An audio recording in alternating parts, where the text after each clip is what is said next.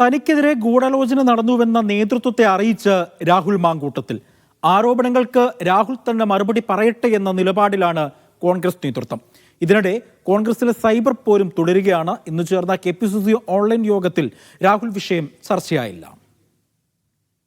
നേതാക്കളുമായുള്ള ആശയവിനിമയത്തിലാണ് തനിക്കെതിരെ ഗൂഢാലോചന നടന്നുവെന്ന വാദം രാഹുൽ മാങ്കൂട്ടം മുന്നോട്ട് വെച്ചത്.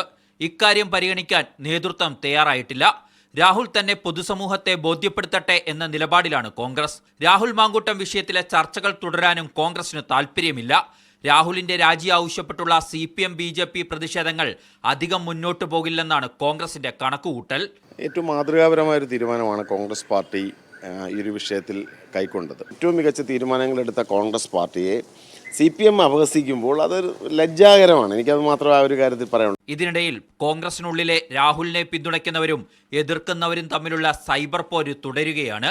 എത്ര അലക്കി വെളുപ്പിച്ചാലും രാവണൻ ക്രൂരനായ സ്ത്രീലമ്പടനാണെന്ന് കോൺഗ്രസിന്റെ സൈബർ മുന്നണി പോരാളികളിൽ ഒരാളായ താര ടോജോ അലക്സ് രാഹുലിനെതിരെ തുറന്നടിച്ചു.